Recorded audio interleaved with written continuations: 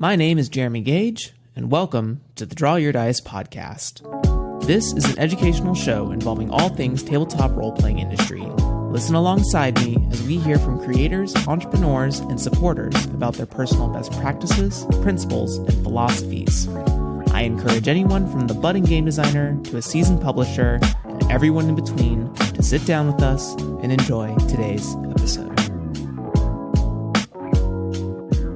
Hello, everyone. Thank you for coming back to the Draw Your Dice podcast. My name is Jeremy Gage, as you heard in the intro. But as always, the show is never about me, except for that one time. But today, it is about another return guest, another DYD alumni. Let's welcome back to the show, Aaron Lim. Hi, hello. It's nice to be back. Stretching all the way from across the globe, it's goddamn 2 a.m. there. You madman. But I'm happy to have you. Aaron chose the time. I didn't make Aaron interview at 2 a.m. No, I'm a night owl, so this works for me. You know, in addition, we have an episode earlier in the series where Aaron goes into how he got started in game design and, you know, exploring hegemony. Hegemony? Yeah. There we go. Got it. Very cool episode. I highly recommend if you want to learn a little bit more about Aaron intimately, please go listen to that episode. But since I have one of those already, we're not going to do that here today. But as a warm-up for the viewers, Aaron, you know, what have you been playing lately? What have you been enjoying or filling your life with, games-wise? Yeah. I've been playing a long-running campaign of Beam Saber. So it's quite, I didn't realize how long we've been playing until I had a look the other day. We started playing in May of 2020. So it's been more than 2 years. And yeah, Beam Saber, I think by the time this comes out would have been released already, like the full version 1.0. That's a Forged in the Dark game about like being mech pilots in a war. And me and my friends, we're mecha fans of like different types, right? Like I'm more of a Gundam guy. One of my friends who's playing is they're introducing a Macross character. Yes.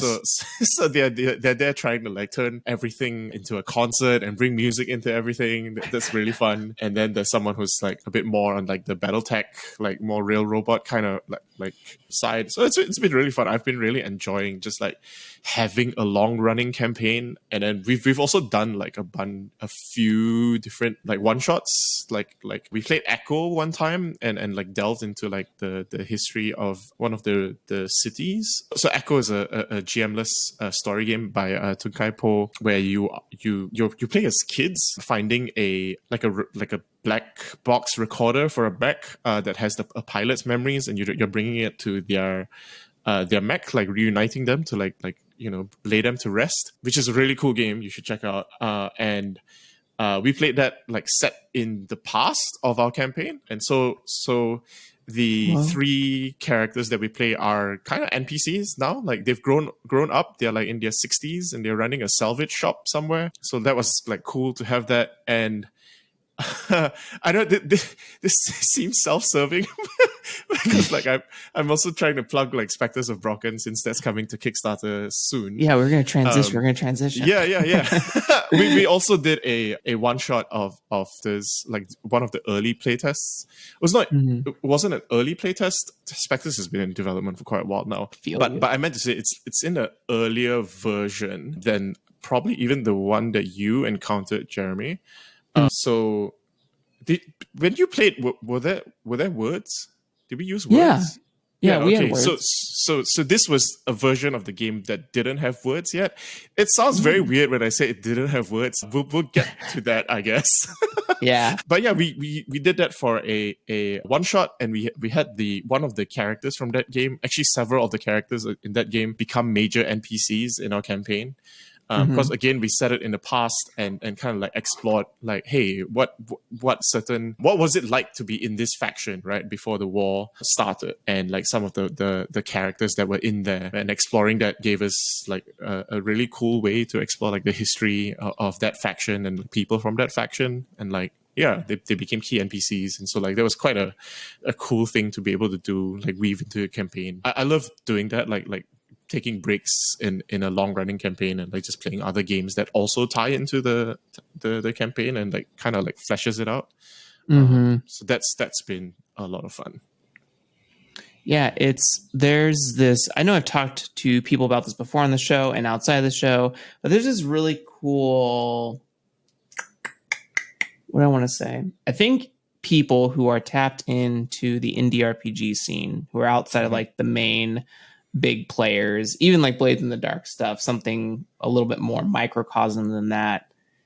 There's so many people who are using other lenses, as in other games, to explore different bits of their narrative on a totality scale. So like you mentioned, use one game to sort of explore the past and like flesh out your present a little bit more, right? Which is really fascinating. I hear a lot of people that use the Quiet Year to flesh out their worlds a little bit more.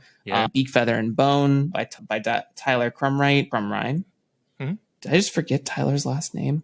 Tyler, I'm sorry. Who did Beak, Feather, and Bone, which is a really cool, like, full city generator in a really cool way, but you can scale that out to be like a whole country. You can scale it back and make it like, I don't know, just a faction of people. I don't know. It's really interesting that people are really open to splicing, not feeling tied to a single game and a single narrative. Like all of it is used to like broaden your mental model of your campaign, which I think is stellar. Absolutely stellar. Yeah, I think I would push on that a little bit, right? Sure. In that, like, I think people who play like so-called like trad games like Pathfinder and D&D are also do that in their own way, but it's just because of the way that like those franchise games tend to like subsume everything into themselves, right? Because I consider like adventure modules to be kind of similar to like mini games, right?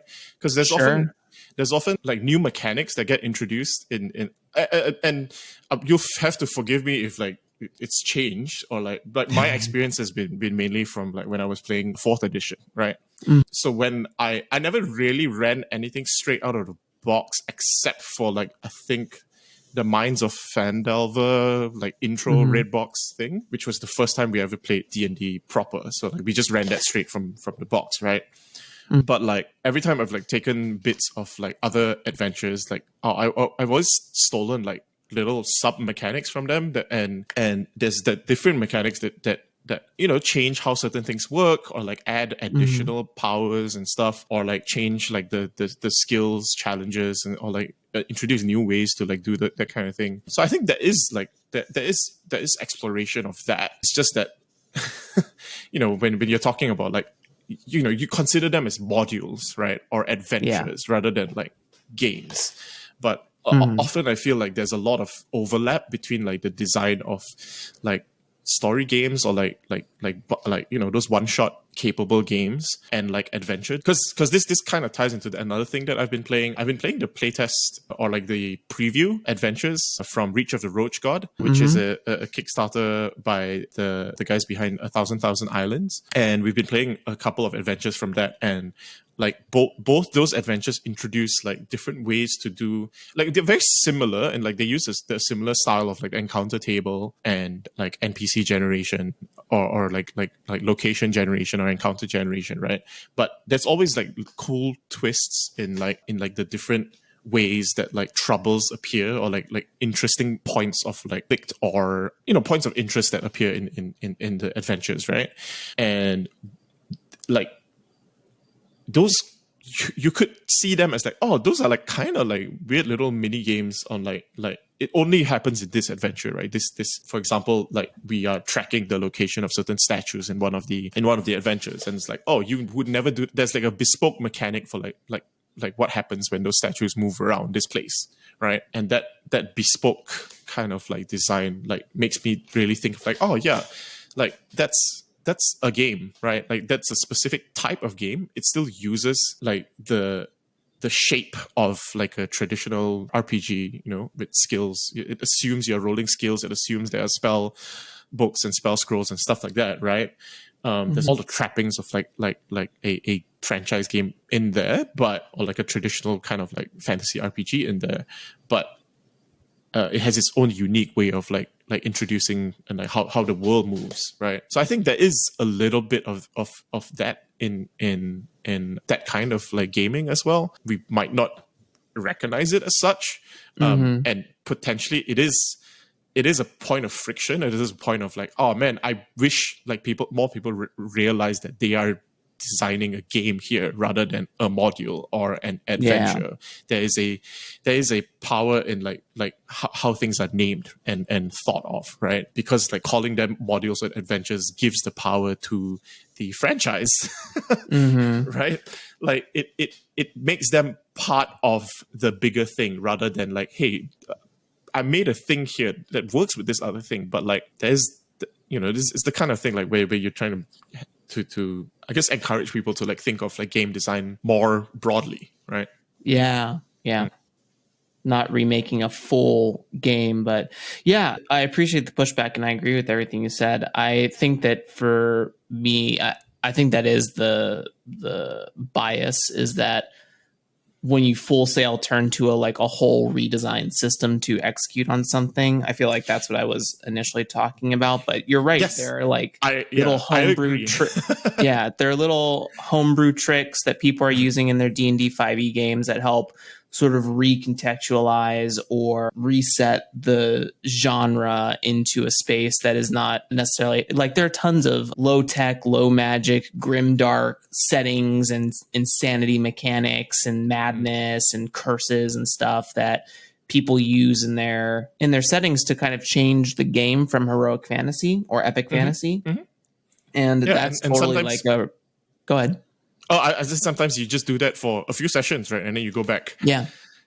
And you could definitely, what's so interesting is that like now that we have teased it out a little bit, you could totally do that the before magic times, right? You could do your grimdark setting, have it be a piece of the history of your world, and then go right into like Faerun and the Sword Coast and be like,